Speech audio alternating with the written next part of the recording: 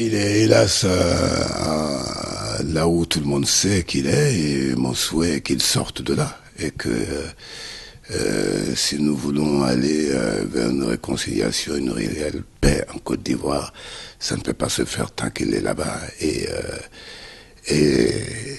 c'est vrai que ça me fait mal. C'est pas parce que ce soit quelqu'un que j'ai apprécié énormément dans sa prise de position.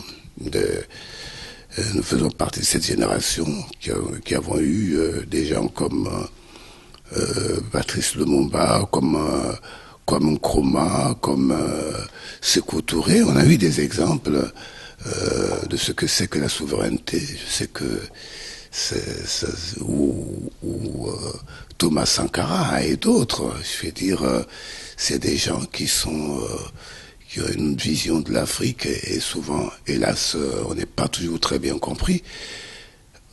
Aujourd'hui, oui, il est là-bas, je pense beaucoup à lui, mais quand je pense à lui, ben, je ne peux pas m'empêcher de penser à certains personnages que j'ai incarnés, comme Toussaint Louverture, que Napoléon a fait arrêter en Haïti, qui est d'origine d'ailleurs du Bénin, et qui va se retrouver au Fort de Joux en prison, ou Béhanzin qu'on a aussi déporté et continuellement, et Samori Touré qu'on a arrêté en Côte d'Ivoire, qui s'est retrouvé dans l'île qui porte son nom aujourd'hui au large du Gabon. Euh, oui, je crois que beaucoup de gens aujourd'hui œuvrent pour qu'il retrouve sa liberté, parce que c'est un symbole. C'est un symbole pour l'Afrique.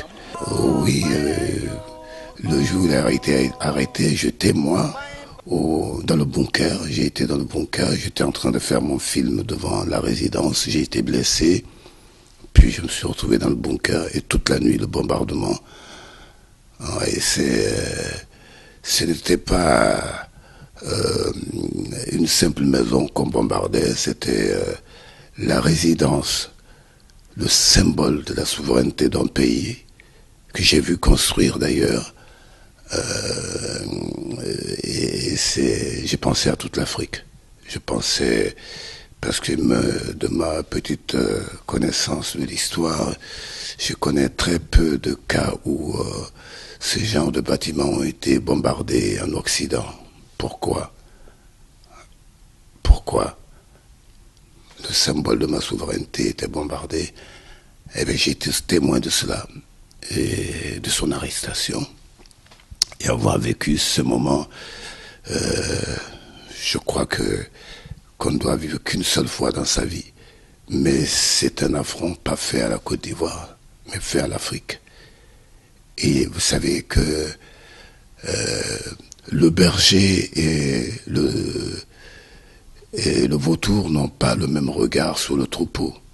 J'invite toute l'Afrique à avoir leur regard de berger sur l'Afrique. Il faut une véritable réconciliation, et pour cela, vous savez, il y a des personnes qui ont été emprisonnées et qui ne méritent pas d'être en prison. Ils sont nombreux, elles sont nombreuses. Et il faut libérer toutes ces personnes. Il faut aussi libérer aussi d'autres qui sont dans une prison à ciel ouvert, c'est-à-dire ceux qui sont exilés, ceux qui sont aujourd'hui un peu partout en Afrique, dans les pays voisins de la Côte d'Ivoire, réfugiés. C'est une forme de prison. Il faut qu'ils puissent rentrer chez eux. Beaucoup ont été spoliés de leurs biens. Il faut restituer cela. Leurs maisons occupées encore aujourd'hui, deux fois par l'armée, deux fois par l'État qui décide de faire de ces maisons des bureaux. Et je me demande comment rentrer chez soi. Comment rentrer chez soi quand on n'a plus un chez soi. C'est aussi mon cas. Il n'y a plus de maison. Et ils sont nombreux, les Ivoiriens qui sont dans cette situation. Mon souhait est qu'il y ait une véritable réconciliation. Cela demande que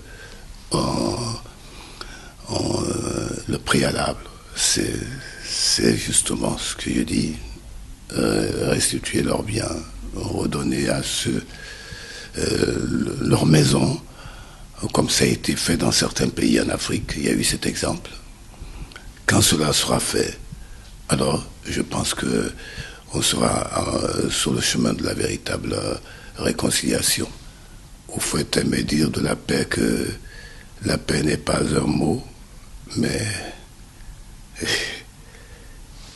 une manière de vivre, d'être, et que et je veux que la réconciliation puisse aller vers une réelle démocratie qui tienne compte des Ivoiriens, de tous les Ivoiriens et de tous les étrangers qui vivent en Côte d'Ivoire.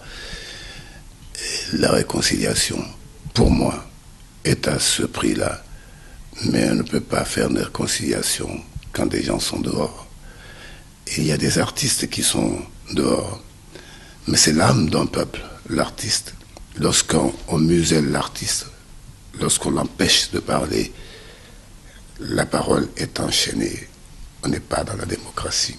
Il faut que ces artistes rentrent dans leur pays, que les Ivoiriens qui sont dehors puissent entrer tout en sécurité et qu'on se serre la main et qu'on s'embrasse